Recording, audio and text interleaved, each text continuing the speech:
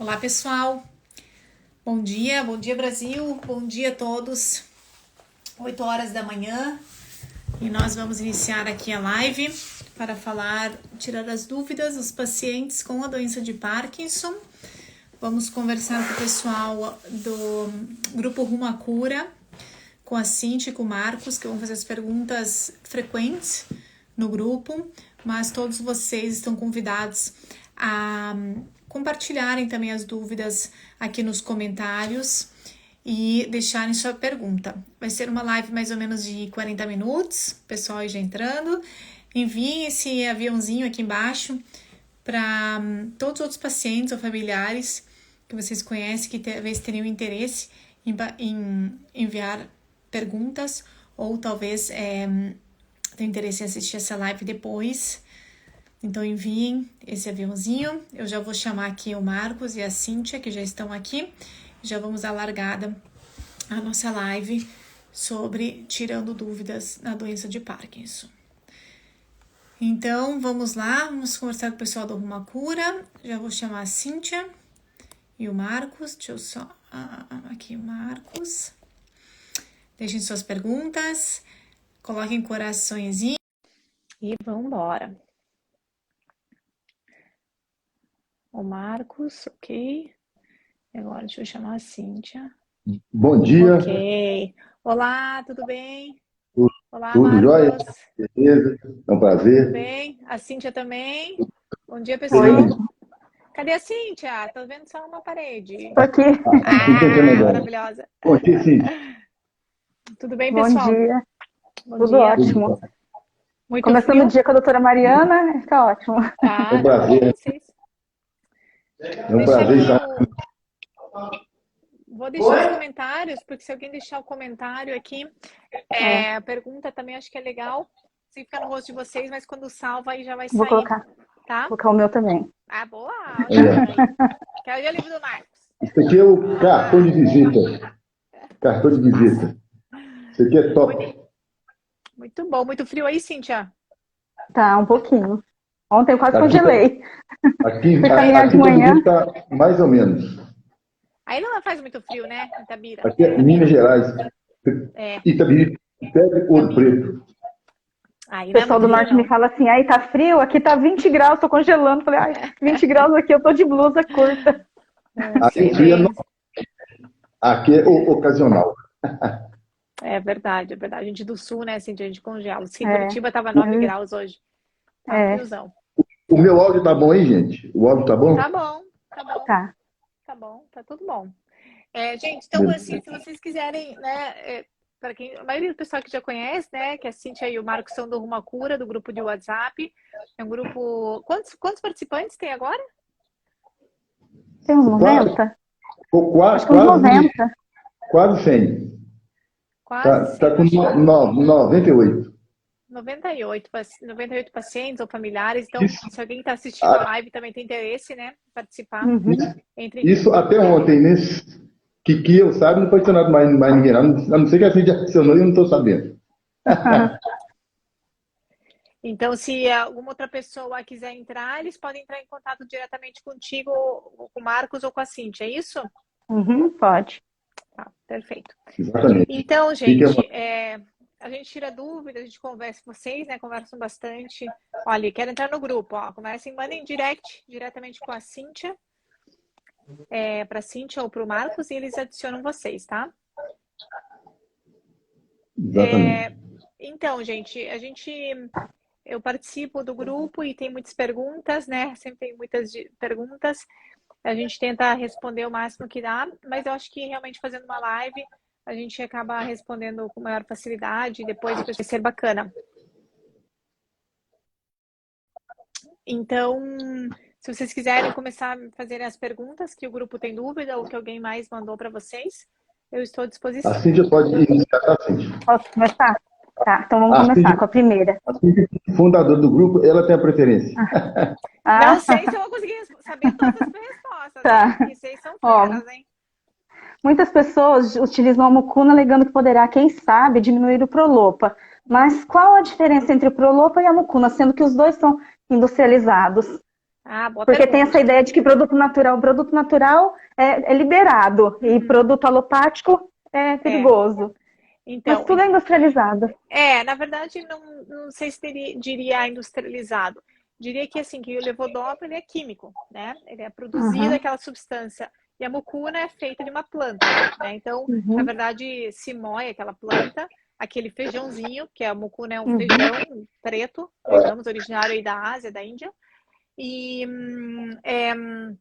na verdade, assim, se é natural ou não, independente de que seja natural, que venha da planta, mas todos os suplementos e medicamentos podem trazer efeitos colaterais, seja natural ou não natural. Então, todo mundo tem que tomar cuidado, né? A diferença é que quando a gente usa o químico, digamos o levodopa, que você compra na farmácia, que tem várias marcas, a gente sabe que nesse químico ele tem junto uma outra substância, que é o carbidopa, o carbidopa ou benzerazida. E essa outra substância que, digamos, não tem nos suplementos como mucuna, ela faz com que o levodopa chegue de uma maneira mais assertiva no cérebro, passe pela barreira hematocefálica de uma maneira mais... Marcos, acho que tem um barulho aí atrás, não sei se tem como... Ou deixar no mudo enquanto... Silêncio. Porque talvez fique mais fácil. O pessoal está saindo aqui, agora tranquilo. Tá bom, sem problema. O pessoal está saindo, então, assim, saindo para baixo. Tranquilo. Então, quando essa outra substância se junta com o levodopa, ele chega de uma maneira mais correta e absorvida, né? O resto, mucuna, por exemplo, se perde no organismo e pouco mucuna chega lá no cérebro, pouca dopamina. A mucuna é muito boa, ela realmente contém dopamina, né? Então, em alguns casos, pode ser interessante. E o que faz também esse outro medicamento, digamos, a carbidopa ou a benzerazida? Ela faz com que reduzam as náuseas e os efeitos colaterais. Que a gente sabe que quanto menos ficar o levodopa no corpo, menos efeito colateral vai ter. Então, a mucuna é interessante, pode ser usada em alguns casos, mas como qualquer medicamento tem que ser acompanhado por um médico, pode-se usar os dois, né? Tá perguntando aqui. Na verdade, essa é uma das indicações que normalmente eu uso. Eu não gosto que seja usado só o mucuna.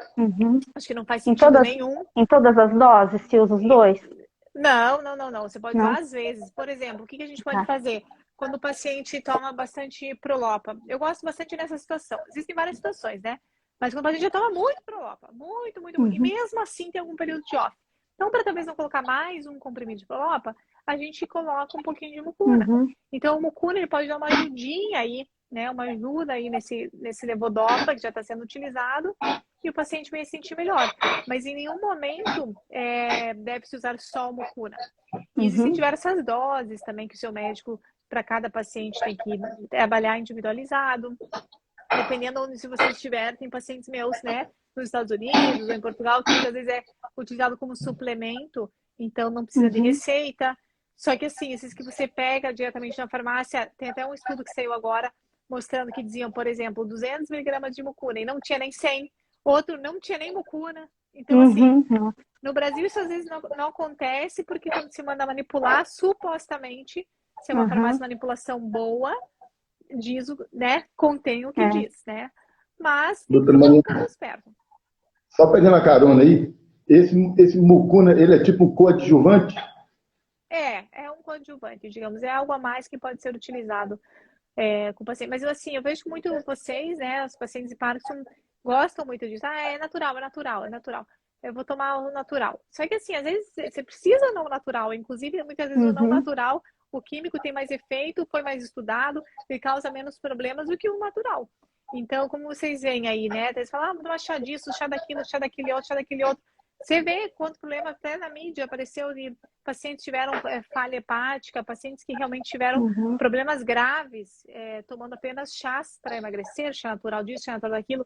Então tem que tomar muito cuidado com as plantas, porque as plantas também podem ser perigosas, né? E podem piorar os sintomas do Parkinson, podem piorar o teu dia a dia, então vocês têm que tomar cuidado. São boas, a gente tem que usar elas a nosso favor, mas com uma indicação de uma nutricionista, de um médico, para saber exatamente o que você precisa. Alguém já perguntou a dosagem do mucuna. Então, isso eu não vou passar, porque isso pode diferenciar de paciente para paciente, né? Existem vários áreas, 200, 300, 400, 600, dependendo de cada paciente. Mas vocês nunca devem se automedicar ou utilizar o medicamento do colega. Eu acho que você tem que conversar com o seu médico, caso tiver vontade de utilizar. Obrigada. Você, Marcos? Bem, a primeira pergunta que eu tenho aqui é da Ana Cristina. Ela fala que ela boceja muito e tem alguns horários que ela boceja até um pouco exageradamente. Aí ela fala que se tem alguma relação com a doença ou se é um efeito de algum remédio colateral. Ela fala que geralmente à noite, ela tem também coceira no corpo e principalmente na cabeça. E isso tem alguma relação com remédio, alguma coisa com parto? Ou é uma coincidência? Ana Cristina. Então, Ana Cristina, são todos sintomas muito inespecíficos, assim, para poder dar uma opinião, né? Coça a cabeça. A gente tem que investigar quantas vezes, qual período, tem que investigar esse couro cabeludo, tem que ver se tem alguma lesão, tem que ver se tem uma dermatite seborreica, tem que ver se tem alguma coisa que está causando prurido. Então, assim, é muito vago eu poder falar que realmente é isso ou aquilo. Obviamente, sem uma consulta com um médico, é difícil a gente fazer qualquer tipo de diagnóstico e tratamento. Até eu faço um salve aqui, né? O pessoal do grupo já sabe, mas tem muita gente no Instagram que me pede, doutora, o que é isso, o que é aquilo, tal. Gente, sem consulta, não tem como. A gente precisa ver o paciente, a gente precisa entender a história por completo, né? Tem pacientes que mandam, o meu exame saiu isso, o que é? Eu nem sei, não vi o exame, não pedi, não sei porque pediram, não tenho nem ideia. Então, gente, nenhum médico, acredito, que vai responder, né? Ou vai fazer um tratamento em base de uma pergunta no Instagram. Então, doutora Marina, aqui ela fala de algo que é muito comum a nós paquistaneses, o bocejar. Bocejar é sinal de dormir mal, insônia. Pode ser também, pode ser também. Então, assim, existem algumas doenças neurológicas, né, que podem realmente fazer o paciente bocejar mais vezes, mas é muito raro.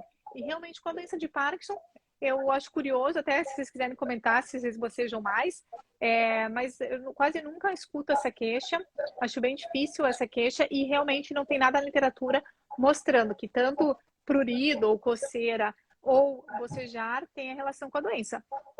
Talvez tenha que investigar mais, eu não sei. Eu bocejo muito quando eu tô em off. Aí parece que falta o ar, daí eu fico bocejando toda hora. Mas acho que é por conta de faltar o ar, né? Então assim, faltar no off, acho que até tem uma pergunta dessa contigo, né, Cintia? Algo assim. Tem. No off, vocês falam muito sobre isso, falta de ar. Né? Isso já é comum, vocês relatarem isso. E, na verdade, não existe uma falta de ar objetiva. Digamos que eu vou medir, né? Por exemplo, fazer uma espirometria, alguma coisa, e ver que realmente não tem ar, tá? Não existe isso de realmente ter falta de ar. O que tem uma sensação de falta de ar. Porque vocês ficam em off. Isso é comum e pode acontecer sim. Então, essa sensação de falta de ar. Ou que eles falam assim, dispneia, falta de ar, ficou respirando forte várias vezes. Não é porque não tem falta o ar real. Não é porque você realmente tem uma insuficiência respiratória. É pela sensação, é algo subjetivo que realmente pode acontecer no off. E aí, quando toma o medicamento, melhora. Então, até pode ser uma discinesia respiratória, que a gente fala às vezes, que é quando toma o remédio, o paciente também pode apresentar isso. Então, essa falta de ar, né, essa sensação de falta de ar, né, essa agonia pode acontecer, inclusive pode ser como se fosse uma ansiedade também, uma crise de ansiedade. Causa, às vezes até... Exatamente. Alguém perguntou aí se a enxaqueca tem uma relação com o bocejo. Ela falou. Interessante. Eu vou até isso é muito... Doutora Mariana, cada um é cada um, né? O ser humano é ímpar. Ninguém tem a mesma característica. E muita gente fala de enxergar, quando tá em off principalmente, que não tá enxergando direito. Eu mesmo sou assim. Eu não consigo ler. Olha aqui, ó, achei uma resposta, não sei se é verdade, ó. Tava até procurando aqui. Aqui na mesma hora, ao vivo aqui no computador, do bocejo. Já vamos falar sobre esse problema que você falou, do bocejo. Aí aqui diz, né, falta suficiente de sono, né? Obviamente, né? Você indica que o organismo está cansado, tal, não dormiu direito, tal. É a falta de qualidade de sono, tédio, estresse. E aqui, achei interessante, falou aqui, né? Depois eu vou pesquisar se é verdade. Na doença de Parkinson, a dopamina é o neurotransmissor pelo controle, quando você boceja. Dopamina, vou procurar, não sabia. Também está relacionado ao desenvolvimento da doença de Parkinson. Se você está bocejando de mais ou de menos, os bocejos estão relacionados aos tremores. Enfim, achei meio estranho que está escrito aqui. Mas a gente vai investigar depois, com calma, essas informações desse site aqui, que não é muito confiável, mas diz que pode ter a ver, sim. Então, estudos não tem, mas quem sabe tem alguma relação aí fisiológica que eu vou dar uma olhada, tá bom? Passa a bola para a Cintia agora. Ó, tem uma pergunta aqui, acho interessante. Essas crises de falta de ar que geram ansiedade ou crise do pânico, elas estão ligadas ao emocional ou ao off? As duas coisas. É um ciclo. Então, às vezes, o off, você entra em off, você tem essa sensação de ansiedade, de falta de ar, e aí você fica mais ansioso, e fica mais ansioso, fica mais em off, fica mais em off, tem tudo a ver, né? Off está ligado ao emocional. Pode ser também, com certeza. Claro que tem offs que não estão relacionados ao emocional, como, por exemplo, está relacionado ao efeito próprio do medicamento, que o medicamento já passou do seu tempo, ou que o medicamento parou, o horário, mas a gente sabe, por exemplo, um paciente que tomou o remédio certinho, tomou no horário, e aí ele passa por um momento de estresse, brigou com alguém, ou às vezes ele tem que atravessar uma rua, né, fica às vezes muito nervoso, fica em off, travadão, e às vezes crise. Então, o emocional, a gente é um organismo interligado. Então, como a gente já falou, o intestino está ligado com o cérebro também está ligado com todas as emoções. Então, o teu emocional vai sim interferir. É uma relação. Totalmente, nos seus sintomas, on e off. Tá. Outra perguntinha que eu tenho aqui é uma pergunta até simples, básica, mas de qualquer forma, tem pessoa que tem dúvida, né? Ela pergunta o seguinte, a Isa, ela percebe que nem todas as pessoas que têm Parkinson perdem peso. Isso é natural de cada um para cada um. Mas por que isso ocorre? Uns engordam, outros viram palito. Por que essa disparidade? Eu acho que essa é uma excelente pergunta da Isa. Ótima pergunta, que me perguntam com frequência até. Vai ser muito bom responder isso aqui. A maioria dos pacientes com doença de Parkinson são magros. Não sei se vocês percebem. Eu tô Cíntia, você tá nessa também. Vai lá. Mas eu perdi 10 quilos. Eu mais ou menos. A maioria dos pacientes são magros, primeiro ponto. Segundo ponto, muitos dos pacientes, depois de ter o diagnóstico, eles começam a perder peso. E aí são vários motivos que podem ocasionar isso.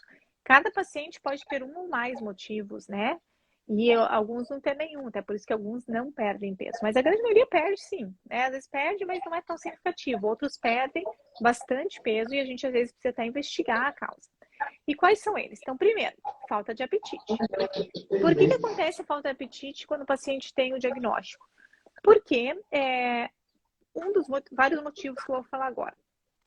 Um dos motivos é porque o paciente perde o sentido do olfato, e você perdendo o olfato, você também perde o seu paladar.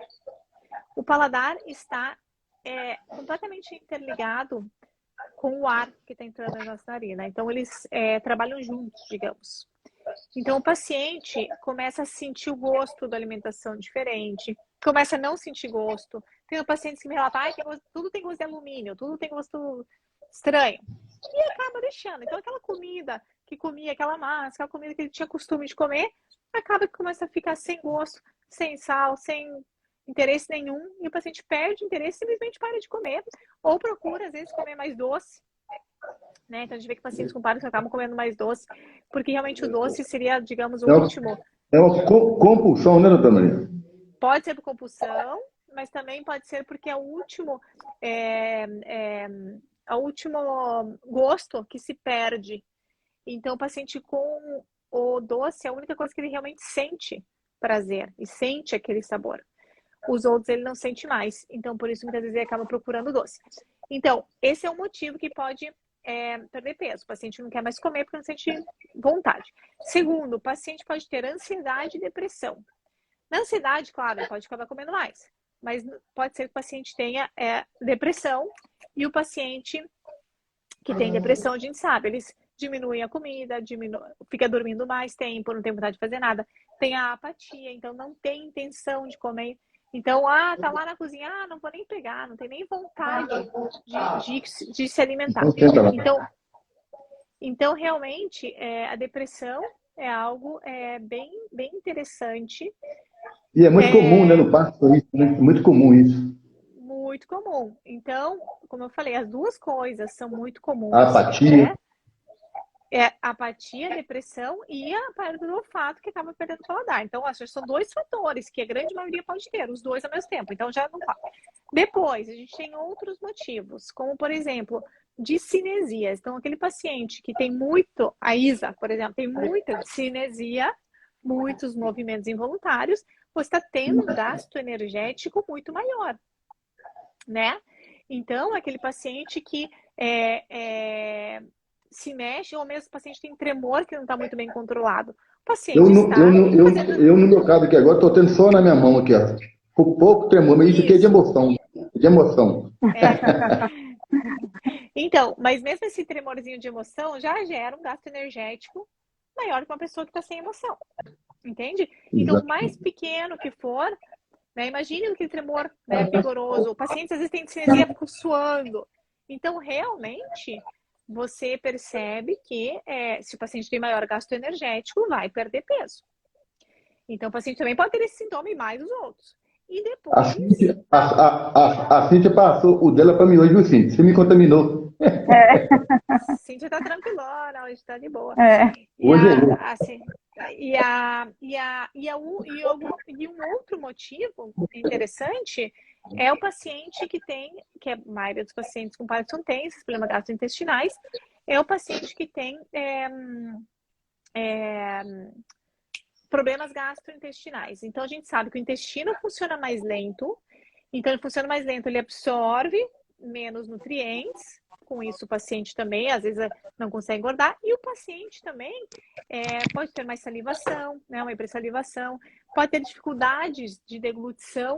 E o paciente tem dificuldade de deglutição, o paciente que engasga com frequência, pode ter medo de comer. Então, isso é muito frequente, ele tem medo de comer para não engasgar.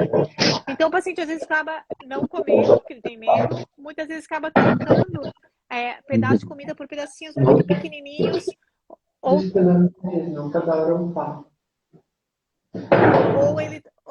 ele troca, por exemplo... Ou ele troca, por exemplo, comida de verdade por uma comida mais pastosa, por uma comida mais líquida. Então, isso também vai fazer com que reduza os nutrientes. Então, vocês vejam que são vários fatores que levam o paciente com a doença de Parkinson a, muitas vezes, perder peso real. E aí, a importância disso é vocês relatarem para os seus médicos, porque cada um desses fatores, eles vão ter um tratamento específico e diferente, né? Cada um. Não, e é importante tratar isso, porque com a perda de massa muscular e perda de peso, você perde a força, você perde a massa muscular que te protege. Se você tiver uma queda, você pode ter mais fratura, você perde a energia, né? Então, é super importante conversar com o médico, talvez passar com uma nutricionista e tentar, de alguma maneira, você repor esses nutrientes, ou vários alimentos por dia, ou tratar a depressão, ou realmente, ali, né, que comentaram aqui, acho que a Nadine falou, meu marido tem, não quer comer nada, você conversar com nutricionistas, inclusive, a gente recomenda fazer comida com bastante tempero, né, tipo comida mexicana, comida indiana mesmo, assim, é muito tempero. Exatamente, comida baiana, né, tudo aquilo cheio de tempero, que aí quando você aumenta orégano, curry, cúrcuma, alho, cebola, quando você realmente faz uma comida com bastante tempero, tende a ter mais apetite, tende mais o paciente começar a ter prazer de novo em comer. Mas tem que trabalhar isso, né? Então o problema são os esposos. Mas não quero cozinhar assim, eu cozinho sem sal, eu cozinho assim. Então, inovar, né? Inovar na alimentação, inovar na gastronomia. Exatamente. E se for por muitas cinesias, tentar conversar com o médico para otimizar o tratamento para diminuir as cinesias, ou seja, todos esses fatores têm que ser avaliados individualmente. Isso. Vai, sua vez, Cíntia. Doutora Mariana, muitos pacientes relatam, até isso acontece comigo também, que vão no médico porque estão ruim, aí troca a medicação, ajusta a medicação, e essa medicação funciona por 1 semana, 2 semanas, 1 mês, e depois volta tudo na mesma. Aí, por que isso acontece? Parece que o corpo acostuma com a medicação. É como se acostuma. Na verdade, assim, não deveria acostumar, né? Na verdade, não acostuma. O que acontece, o remédio funciona, a gente sempre fala, mas existe uma progressão da doença e tudo mais. Só que assim, realmente eu vejo que você tem muitos sintomas, né? Que flutua muito. Acho que você é uma das pessoas agora eu tô numa semana ótima. Você tem muita flutuação motora. E assim, eu não sei se exatamente pelo medicamento, tá, Cíntia? Eu acho que tem a ver muito pela avaliação global. Então, assim, como que você dormiu, como que você comeu, o que você fez aquela semana. Então, sempre que você sai da rotina, não digo você, mas, por exemplo, acontece algum problema, você teve uma insônia, que acontece, tive uma festa e comeu um churrascão. Então, assim, sempre que você acaba saindo daquela rotina normal, vai interferir nos seus sintomas e vai interferir no seu tratamento. É muito raro, a cada 2 semanas, por exemplo, rapidinho, assim, comecei, fiquei muito bem, aí já parou. Acabou, não funcionou nunca mais. Às vezes tem que persistir com o medicamento, porque pode ter sido algo muito pontual aquele dia, 1 ou 2, 3 dias, depois voltar ao normal. Porque o remédio pode, sim, digamos, perder o efeito, que na verdade ele não perde, mas é bem mais longo esse processo, né? Bem mais longo, assim, porque a doença vai progredindo, mesmo nas doenças que progridem rápido, não é tão rápido assim como 2 semanas para parar de funcionar, né? Então, eu acho que a dica que eu dou para você é rotina. Você tem que dormir no mesmo horário, tentar, né? Tem que comer no mesmo horário, porque assim, se você toma um remédio e aí naquele dia você logo depois de meia hora já comeu um negócio, é sempre 1 hora de diferença, digamos. E naquele dia você comeu depois de meia hora, naquele dia você se ligou e tomou um copo de... Isso vai interferir demais. Então, rotina para comer, rotina para tomar um remédio e rotina para dormir. É fundamental para todos os pacientes. Isso diminui com que vocês tenham essas flutuações motoras, que vão ter de qualquer jeito, porque tem toda essa parte emocional envolvida, que a gente não controla, a própria evolução da doença e tudo. Mas vocês, tendo rotina, vocês conseguem diminuir bastante essas flutuações. Resumindo, disciplina, né? Não é fácil, e o que eu digo, às vezes tem uma festa, às vezes tem um final de ano, às vezes acontece alguma situação, tudo bem, mas que sejam exceções. Mas que não seja sempre, né? Porque a maioria dos pacientes, durante consulta, eles me falam, um dia eu durmo às 8, um dia eu durmo às 11, aí um dia eu acordo às 5, outro dia meio-dia. Isso é para você. Falou comigo, isso é para você, disciplina. Então, eu sei que é difícil, mas assim, os pacientes, a grande maioria, tem horas desreguladas para dormir, dorme quando pode. Muitos pacientes, esqueci o comprimido na hora do almoço, ou um dia eu como meio-dia, um dia eu como às 2. Não dá. Infelizmente, é bem igual criança. Rotina. E isso a gente vê no dia a dia a diferença absurda nas flutuações. Tá? Então é muito bom, até para o funcionamento do medicamento e para o seu organismo entender o que está acontecendo. Agora vem o remédio, beleza. Já sei, estou aqui preparado. Não, agora está faltando. Não, agora eu vou dormir. Então, o teu organismo precisa entender isso também. Doutora Mariana, a próxima pergunta, a mesma grupo, ela mandou em áudio. Eu vou colocar aqui para você ouvir o áudio. Pode só reduzir, resumir. Acho que é melhor você resumir, Marcos. Melhor. Só fala a perguntinha. Um momentinho, peraí. Cíntia, quer fazer uma outra então? O anticoncepcional, doutora Mariana, ele interfere na absorção da dopamina? Não, o anticoncepcional não interfere na absorção do medicamento, mas as flutuações hormonais interferem na doença, no sintoma da doença. Então, muitas vezes, o anticoncepcional é necessário para a gente reduzir essa flutuação hormonal que as mulheres têm, que os homens não sofrem, mas que a gente sofre, para que a gente tenha um controle mais adequado da doença. Às vezes precisa de DIU, às vezes precisa fazer cirurgia, coisas mais graves, mas a parte hormonal com certeza influencia, tá? A parte hormonal influencia, mas o anticoncepcional não, tá? Tá. Consegui o áudio aqui, viu, gente? Ó. Posso sim, não sei mais o que eu faço, sabe? Tô um ponto de uma bobagem já de como que eu tô. Muita depressão, muito forte e tinha passado uns Tá na Covid? tinha vai voltar. Tá, então vamos lá. Eu já ouvi essa mensagem antes. Ela tá com depressão, dificuldade para dormir, né? Insônia, depressão, é isso, né? Isso, ela tá perdidinha, tá assim naquela fase que descobrir, não descobriu ainda. Aham. Então, Ok? então, assim, realmente essa primeira fase pode ser bastante difícil, na hora do diagnóstico pode ser bastante difícil, acho que vocês também podem dar a opinião de vocês, mas muitos pacientes acabam sendo mais fácil, principalmente pacientes mais idosos, acabam aceitando uma maneira um pouco mais fácil que pacientes mais jovens. A gente não sabe ainda se tem ou não, né? Não conheço ela, não sei. E realmente ela tem que conversar isso com o médico dela, né? Acho que tem que tirar as dúvidas com o médico assistente dela, tem que relatar que ela está com insônia, que ela está acordando muitas vezes. Agora, se insônia é da depressão, ou é de uma ansiedade, ou realmente é uma insônia por algum outro problema que ela está tendo.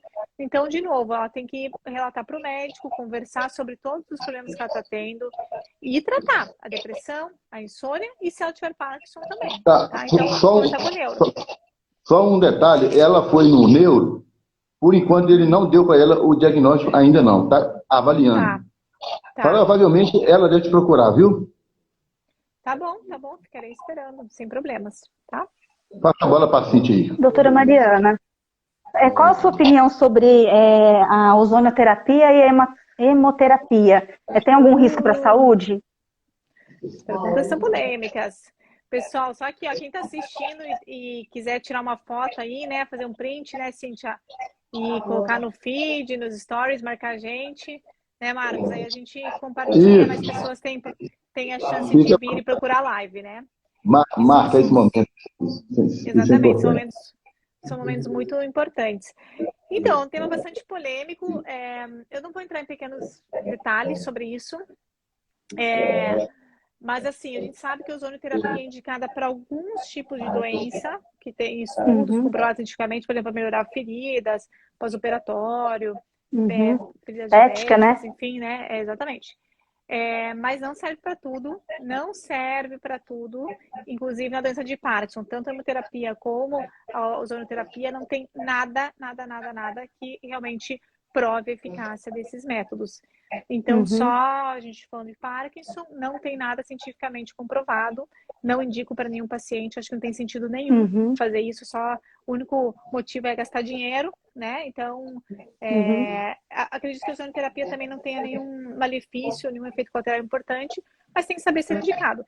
E a hemoterapia, existem vários tipos, né, de hemoterapia, realmente no Parkinson não tem nada, e eu acho que a gente tem que tomar muito cuidado e cautela em tudo que se fala por aí. Doutora Mariana, a próxima pergunta, ela tem duas pessoas que perguntaram, praticamente é uma associação. A Juliana, ela fala o seguinte, ela tem muita dor nas pernas, mas dor assim, retada. Inclusive, teve uma noite que ela nem conseguiu dormir, não foi da cintura para baixo. Ela falou que não é óbvio.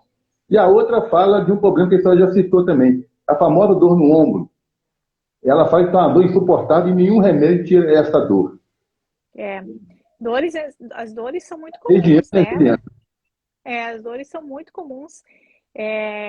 Estão presentes em quase 70, 80% dos pacientes com Parkinson.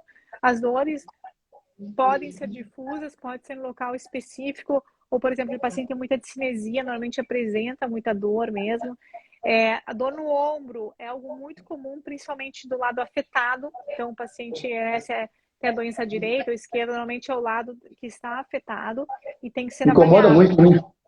Sim, fala que é dor, ninguém suporta dor, não é terrível.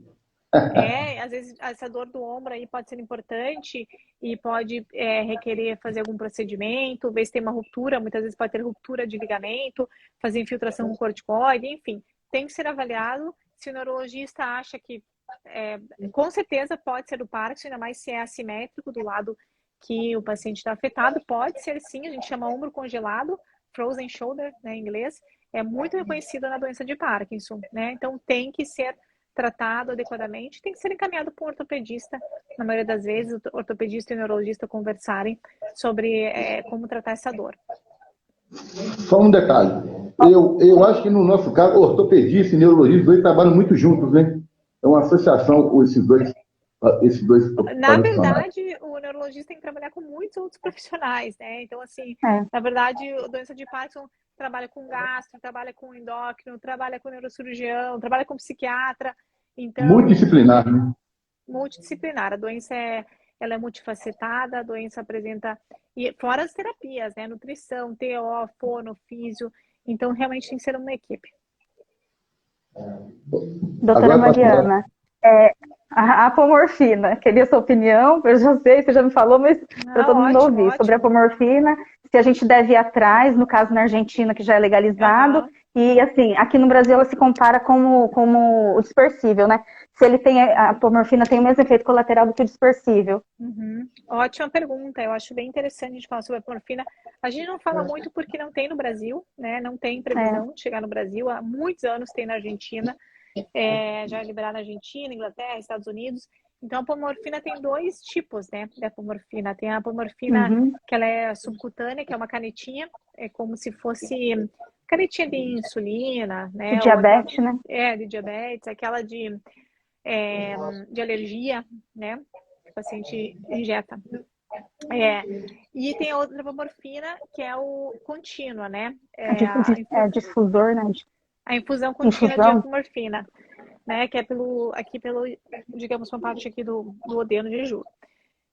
Nenhuma das duas tem, né? E se fosse fazer alguma, digamos, tem alguns pacientes do Brasil que acabam utilizando, e se for fazer alguma, o paciente, logicamente, teria que ser essa canetinha, porque essa infusão requer muitos mais cuidados, uma equipe hospitalar treinada, um médico treinado, uma enfermeira treinada, o paciente tem que voltar várias vezes, fazer essa infusão e deixar ela rodando. Bom, enfim, a canetinha vale a pena ou não? A questão da canetinha, assim, ela é um medicamento bom, né, que ajuda aí na dopamina, e realmente ele funciona muito rápido, uma questão, digamos, de 10, 15 minutos, e destrava o paciente. Então, aquele paciente tem muitos offs, né, muita flutuação motora, muito off, e já vem tomando levodopa, né, já vem tomando bastante levodopa, e mesmo assim não consegue controlar os offs, pode ser algo bem interessante, tá? No entanto, ela tem uma duração curta, o efeito é curto, o efeito é muito bom, mas o efeito é curto, e não pode ser tomada outra injeçãozinha, digamos, num período de 2 horas. Então, assim, não se pode tomar 2 injeções num período de um off, tem que ser uma por vez, digamos. Fora isso, a dosagem tem que ser igual a qualquer outro medicamento. Se começa com uma dose muito pequenininha, por exemplo, 0,1, e vai se aumentando aos poucos com qualquer outro medicamento, até chegar a 2 miligramas, 4 miligramas, quando precisar. O problema da apomorfina é que o maior efeito colateral da apomorfina são náuseas e vômitos. E muitas vezes o paciente tem muita náusea, muita náusea, ele não tolera o medicamento. Então, tem pacientes que tiveram tanta náusea que realmente não quer nem ver mais aquele medicamento na frente e larga. Não consegue nem chegar na dose adequada. Então, náuseas, vômitos, sonolência, digamos, são os principais efeitos colaterais da apomorfina. Pode ficar, né, inchadinho, roxo na pele, alergia, enfim, aquelas coisas mais comuns. Mas realmente a náusea é o sintoma colateral mais frequente e mais, digamos, que incomoda o paciente. Então, por isso, muitas vezes o neurologista pode passar junto um antiemético, né, um medicamento que previna aí desse paciente vir a desenvolver esse efeito colateral. A gente usa muito o dispersível, porque o dispersível, ele tem, digamos, não é a mesma fisiopatologia, ele não funciona, fisiopatologia não é o mesmo efeito entre os dois, não funcionam da mesma maneira, digamos, mas eles não funcionam, eles não atuam da mesma maneira, mas eles funcionam de uma maneira parecida, atuam rápido e caem rápido. A diferença é que o dispersível quase não tem efeito colateral, tem efeito colateral dos levodopas, e ele é conseguido gratuito no sistema de saúde, o que também ajuda, porque a apomorfina é bastante cara. Inclusive, importar mais caro ainda, né? Então, assim, a gente espera que ainda tem no Brasil. Eu acho que é uma opção a mais, é bacana, mas em alguns pacientes. Não precisa ser para todo mundo, não. E em alguns casos. Ok. Eu sei que tem muitas perguntas, mas infelizmente não vai dar para a doutora Mariana responder tudo. Algumas eu vou enviar para o pessoal no particular, viu, doutora Mariana? 10 minutos temos. Deixa eu falar uma que todo mundo fala.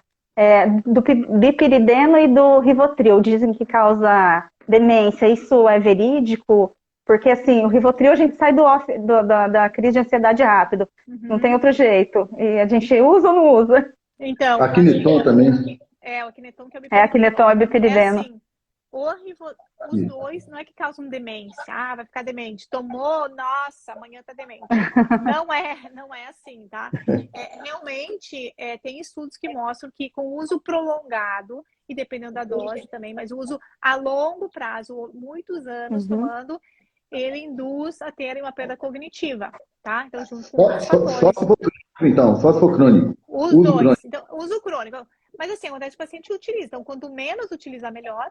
E quanto mais bem indicado, melhor. Então, por exemplo, se a gente consegue tratar essa crise de ansiedade ou essa insônia de uma maneira sem usar o Rivotril, melhor. Então, quanto menos usar o Rivotril, melhor. Mas, se tem uma crise de ansiedade que atrapalha o dia a dia, atrapalha a qualidade de vida do paciente, que acontece uma vez por semana, não tem problema você ir lá tomar 5 gotas. Vai te fazer mais bem do que mal, tá? Agora, em relação ao biperideno, eu não gosto desse medicamento. Realmente ele pode causar déficits cognitivos no futuro. Realmente é um remédio que acaba viciando, digamos, um pouquinho aí o paciente.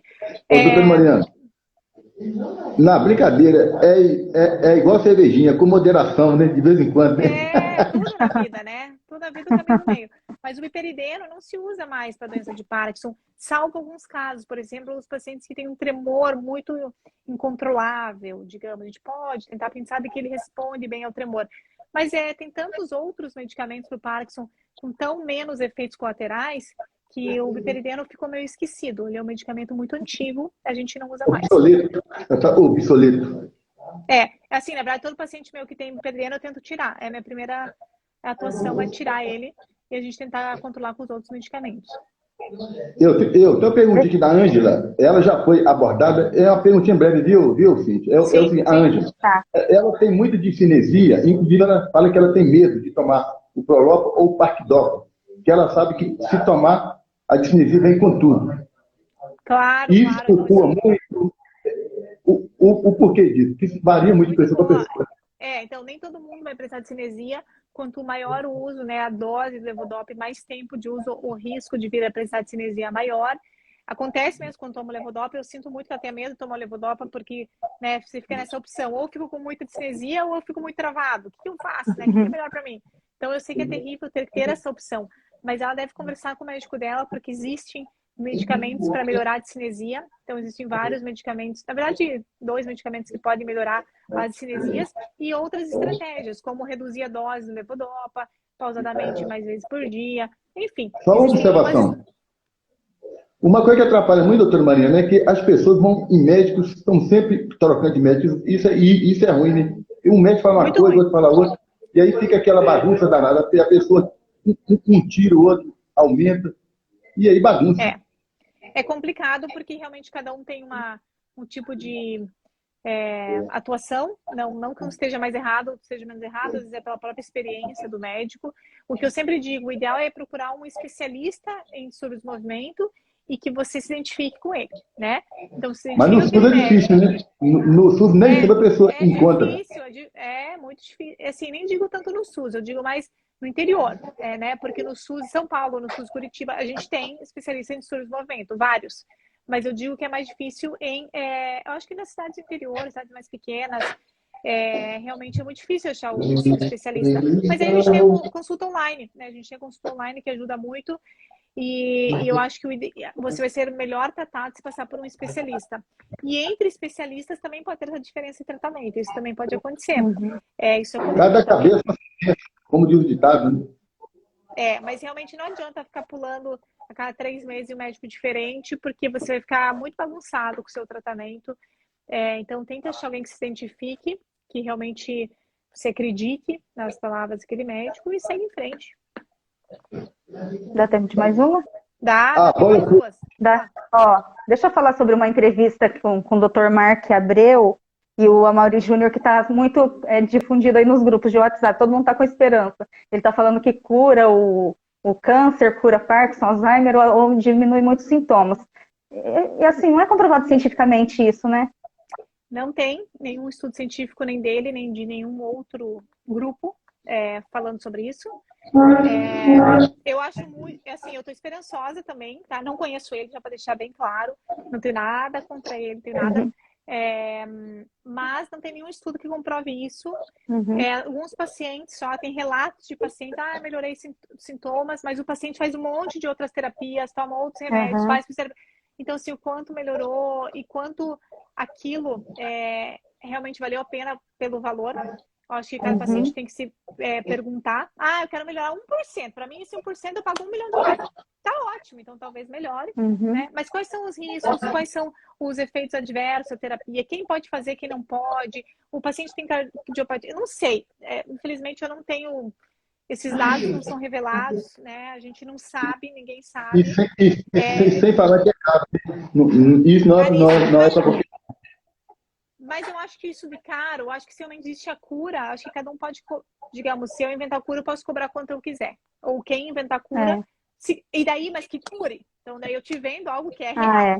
Aí você paga, que cobre 10 milhões, mas cura, então beleza. Daí vai, infelizmente, vai de quem pode, quem não pode, mas que seja real. Então, o que está acontecendo ali, eu não sei o quanto é real, não sei se daqui 1 mês, 1 ano, 2 anos, talvez a gente conversa ano que vem e a conversa seja outra, realmente tenha tido estudo científico, realmente mudou. Então, assim, eu estou aberta, acho que todo mundo, eu pelo menos aceito muito ser opiniável e trocar minhas opiniões conforme as coisas vão acontecendo, né? Como eu falei, tem muitas pessoas ali que vão me atacar no YouTube, você falou isso, falou aquilo. Gente, hoje em dia eu não posso falar que funciona, eu não sei. Inclusive uma terapia que fala que melhora... Eu não sei o quanto, eu não sei. Não posso falar algo que eu não sei, que não tem nada para eu ler, que não, a gente pesquisa e que não acha nada, a gente não acha nada sobre o médico, não acha nada sobre a terapia, não acha nada sobre nada. Então, mesmo a gente procurando, a gente não consegue encontrar nenhum resultado de nada. Então, eu não posso indicar, eu não posso opinar. Eu posso opinar só em relação aos meus pacientes, e eu não indico, porque eu não sei qual é o resultado. E eu acho que quando a gente coloca o paciente uma perda econômica, inclusive, a gente está, né, não sei, né? Então, a gente muito pessoal, sobre isso né? também. É muito pessoal. Mas vai de todo mundo, cada um, né? Eu acho que cada um sabe o que quer para si, cada um sabe o que quer, decide o que quer comer, decide o que quer fazer exercício. Então, eu falo assim, se você quer gastar dinheiro, gaste com um bom fisioterapeuta. Gaste com um bom personal trainer, vá malhar todo dia, compra uma esteira na tua casa, sabe? E faça algo que está comprovado cientificamente que é neuroprotetor, né? Agora, eu não sei. E, inclusive, esses tipos de promessas que curam absolutamente tudo, como outras terapias que também prometem, é muito complicado, porque as doenças são totalmente diferentes. Então, existir apenas uma terapia que cure tudo, eu acho que vocês têm que desconfiar. O câncer e o Parkinson não tem nada a ver um do outro, né? Não, isso aí é ilógico, né? Mas, enfim, eu acho que vocês têm direito a fazerem o que vocês quiserem, têm direito a pesquisar, a procurar, né? Antes de fazer... Exatamente. Antes de fazerem qualquer tipo de terapia ou antes de passarem por qualquer médico, pesquisem, façam pesquisa, perguntem para outras pessoas que passaram por ali, vejam os comentários, e aí depois você tira uma conclusão. Eu acho que é por aí. Ele falou uma frase também que depois da Covid vai ter um possível surto de epidemia, ou uma possível epidemia de doenças neurodegenerativas. Por que ele disse isso? Então, tem alguma coisa a ver com... Em parte isso é verdade. Na verdade, assim, antes do Covid, a gente já falava sobre epidemia. A gente já falava sobre a epidemia de doença de Parkinson, né? Inclusive, já falei sobre isso em outros vídeos com o Dr. Michael Ocon, que inclusive no livro dele, Ending Parkinson's Disease, ele fala sobre a próxima pandemia, que seria o Parkinson. Por quê? Não pela Covid. A vida agitada, né? Pelo aumento estilo de vida. Pelo aumento da estimativa de vida, as pessoas vivem mais tempo, a gente sabe que a idade, com o aumento da idade, aumenta a chance de ter Parkinson, aumento da industrialização, aumento da parte de agrotóxicos, então assim, aumento do estresse. Então, realmente a gente acredita que é por uma questão mais ambiental que a gente está levando a isso. O Covid pode ajudar, inclusive tem Ou estudos seja, é o mostrando... capitalismo em ação. então, exatamente. E assim, tem estudos mostrando que o Covid ainda, né, por mais que a gente já sabe um pouco sobre ele, ainda é uma incerteza de futuro Covid, né? Que vai acontecer em 1, 2, 3, 5 anos, a gente não sabe, a gente não passou ainda, a gente vai passar para ver. Mas realmente o Covid, ele afeta o sistema nervoso central, né? Então, em parte é verdade, porque afetou o sistema nervoso central. Tem um caso relatado sobre desenvolver doença de Parkinson depois do Covid. A gente sabe que pacientes que tiveram Covid, muitas vezes, ou qualquer outra infecção, não só Covid, o paciente piora dos seus sintomas motores, e muitas vezes não motores. Então, ele vem, daí tem uma infecção, pode ser Covid, pode ser pelo H1N1, enfim, pode ser por uma gastroenterite, o que for, ele decai um pouquinho. O Covid, na verdade, foi um impacto do século, né? Ele impactou drasticamente toda a nossa sociedade. Com certeza. Eu acho que se a gente não aprendeu com o Covid, a gente não aprende mais. Realmente. Foi um paradigma. Eu tenho só uma perguntinha aqui. Inclusive, isso é muito relativo a respeito ao açafrão. Você não indica o açafrão porque não há ainda cientificamente nada provado. Mas o que é que você tem a falar entre... Então, acho que o Marcos cortou um pouco. Na verdade, não é que eu não indico o açafrão, né? Realmente não tem nada assim especificamente dizendo tanto de açafrão por dia que você vai tomar, vai melhorar isso do Parkinson. Né? Mas a gente sabe que ele é um anti-inflamatório natural, muito bom. Né? Então, não é que eu não indico como um tratamento específico. Olha, tome ele tantas vezes por dia. Não, eu não consigo indicar isso porque, de novo, eu não sei. Mas eu indico e eu oriento os meus pacientes que passem por uma nutricionista, todos eles, inclusive que o paciente tenha uma alimentação balanceada e saudável, incluindo o açafrão na sua dieta. Eu como açafrão sempre. Eu ralo o açafrão. Até eu prefiro que vocês também comprem o açafrão em vez de comprar em pó. Às vezes o pó traz amido e traz outras coisas, não é natural, não é só o produto. Então, se você comprar a própria raiz e você ralar junto com um pouquinho de pimenta preta, realmente vai te fazer bem. Então, assim, só que você E a cápsula? O que você me diz da cápsula manipulada? Então, depende do que tem na cápsula, se é só açafrão ou não. E aí você tem que ver, né? Que a gente já conversou.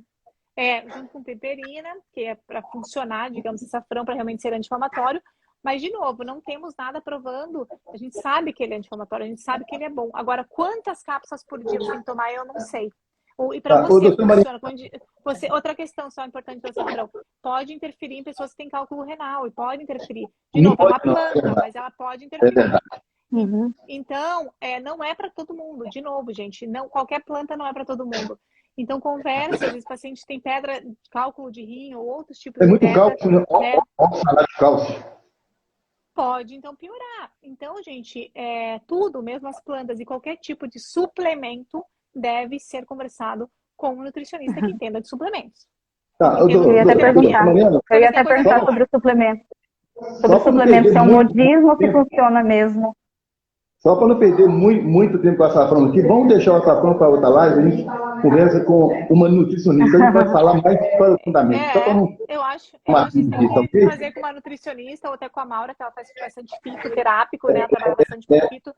Exatamente, é melhor. Luciana Carufi, a gente pode fazer, porque não é para todo mundo, né? E nem todo mundo precisa disso. Então, se você ralar sempre na comida, todo dia você rala um pouquinho, já tá bom. Comece a introduzir o açafrão na sua vida, mas não faça do açafrão o teu único objetivo, né? Então, assim... É um coadjuvante. Ele faz parte do conjunto. Exatamente. Doutora Mariana. Os suplementos o suplemento Herbalife, Q10, é um modismo ou realmente faz bem? A gente ficar tomando? Os suplementos em si, eles depende qual fazem bem. E, de novo, depende Pirulina, clorela, Q10, cada vez um fala num grupo, daí todo mundo compra. Aí no outro grupo fala, todo mundo compra. Aí vocês têm que fazer o estudo, né? Para que funcionou, não funcionou, o que aconteceu. Normalmente, de novo, tem que ser individualizado. Algumas pessoas, eu preciso ter mais energia, eu preciso disso, eu preciso daquilo. Aí você vai lá e vai fazer tua terapia lá com suplemento. Eu não sou muito a favor daquelas listas gigantescas, como alguns pacientes trazem. Ou talvez eu não entenda muito bem sobre isso. Como eu falei, você tem que procurar alguém que entenda de suplemento e passa uns 10, 15 suplementos, né? Eu não sei quando isso realmente é eficaz. No entanto, existem alguns suplementos que são indispensáveis para pacientes com Parkinson. Como, por exemplo, vitamina D. Vitamina D tem que suplementar. Tem que suplementar todo paciente neurológico, paciente com Parkinson, porque tá baixo. A gente sabe que o paciente com Parkinson tem vitamina D baixa, isso interfere na parte da memória, interfere na parte do coração, interfere na parte óssea. Então, é indispensável a gente suplementar. Porque no nosso dia a dia é muito difícil você manter as doses acima de 40 só tomando 30 minutos de sol. A gente sabe que tem dia que toma, tem dia que não toma, tem dia que tem sol, tem dia que não tem. Muda, né? Então, dependendo da época do ano, muda. Às vezes tem que tomar meio-dia, às vezes tomar às 10. Então, assim, não dá. Não tem como. Então, tem que suplementar. Só que de uma maneira... Complexo B também. Exatamente. Complexo B Individualizada também. de novo. E o complexo B também. De novo, não vale a pena. Então eu tomo 5.000 unidades por dia. Aí todo mundo toma 5.000. Gente, alguns vão precisar de 1.000, outros vão precisar de 5.000, outros vão tomar de 20.000. Então, assim, de novo, cada paciente, dependendo do seu valor, a gente tem que ir dosando, porque doses muito altas também são tóxicas. Tá? Segundo, vitamina B12. Doutora Mariana, tem pergunta aqui, mas eu não vou te fazer hoje, eu vou deixar lá no seu zap pessoal para você responder, porque senão vai arrastar muito, tá? Tá bom, pode mandar todos depois. Só vou terminar aqui do suplemento e a gente já pode terminar a live. B12, super importante. Estudos mostram que pacientes com Parkinson têm deficiência B12. E a B12 pode prejudicar a parte da memória, que o paciente já tem prejudicado, e pode prejudicar a parte de margem de equilíbrio, que o paciente já tem prejudicado. Então, tem que dosar B12. E mais uma vez, a gente tem que dosar para ver se você precisa. Às vezes tem paciente que não precisa. A maioria Doutora Mariana, a minha deu em excesso. Eu posso... Tá vendo? Nossa. É isso que eu não entendo. Mas você suplementa de alguma maneira? Só o açafrão mesmo e muito suco de couve, suco mais natural mesmo.